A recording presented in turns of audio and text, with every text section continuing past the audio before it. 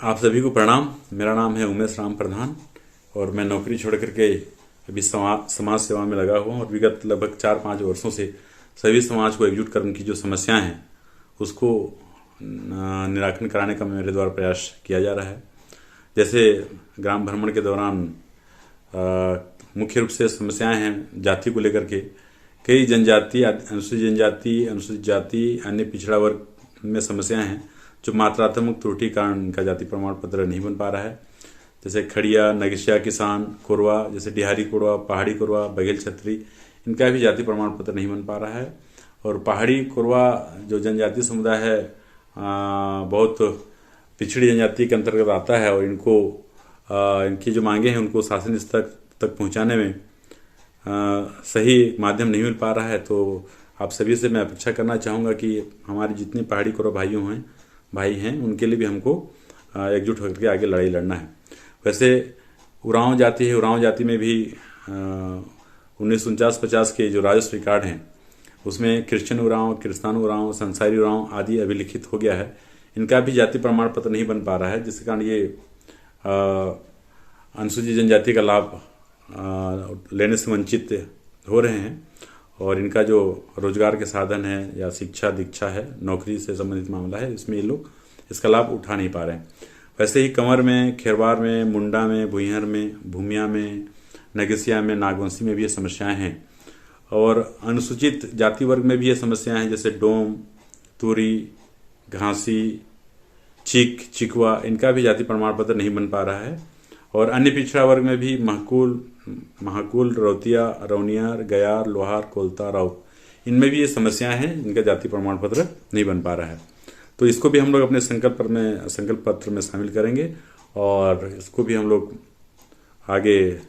इसकी जो मात्रात्मक त्रुटि कारण जो जाति प्रमाण पत्र नहीं बन पा रहा है इसको भी हम लोग निराकरण कराने का प्रयास करेंगे। आप सभी पता है हमारा सन्ना क्षेत्र, पाट क्षेत्र, रौनी क्षेत्र पर्यटन की दृष्टि से बहुत खूबसूरत है और हमारा माँ खुड़िया रानी का जो दर्शनीय स्थल है उसमें अभी बाहर से कई लोगों का दर्शन के लिए आगमन हो रहा है और उचित व्यवस्था नहीं होने कारण दर्शनार्थियों को कठिनाई होती है। हम अपने संकल्प पत्र में हम इसको भी शामिल करेंगे कि वहाँ जो आगंतुक आते हैं, दर्शनार्थी आते हैं, उनके लिए ठहरने के लिए, रुकने के लिए और अन्य जो मूलभूत सुविधाएं हैं इनका लाभ इन्हें प्राप्त हो सके। दूसरा मकरभंजा जलप्रपात है जो अपने जसपुर जिले का बहुत मनोरम दृश्य है और 1200-1300 फीट की गहराई पे जलप्रपात बसी है। ग्रामीणों की मांग है कि यहाँ सीढ़ी का निर्माण किया जाए और ये पहुँचविहीन मार्ग है, पहुँचविहीन स्थल है, इसको भी पहुँचविहीन बनाने के लिए जो हम लोग अपने चुनावी जो संकल्प पत्र है हम लोग इसको भी शामिल करेंगे। सन्ना में गौरव पथ का मांग हो रहा है और जसपुर से सन्ना, चंपा और अंबिकापुर मार्ग को राष्ट्रीय राजमार्ग में जोड़ने का भी मांगे आ रही है गांव की ओर से, तो इसको भी हम लोग अपने संकल्प पत्र में शामिल कर रहे हैं। और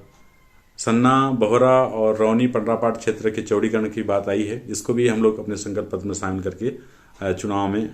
भाग ले रहे हैं। रौनी क्षेत्र, सरदापाट क्षेत्र की मांगे हैं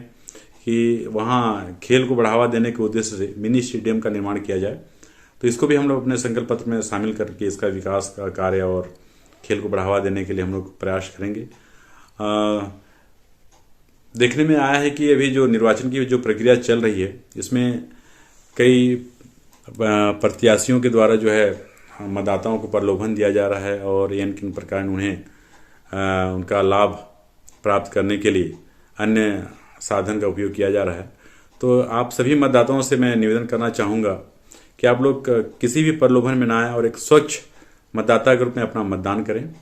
क्योंकि यदि आप अच्छा प्रतिनिधि चुनते हैं तो जो प्रतिनिधि आपका, चाहे आपका आवेदन पत्र बनाने का मामला हो या आपकी समस्याओं को लेकर के किसी भी प्रकार के पत्राचार का मामला हो, तो ऐसा योग्य व्यक्ति को आप लोग अपना जनप्रतिनिधि बनाएं जो आपकी समस्याओं को शासन प्रशासन के समक्ष रख सकें।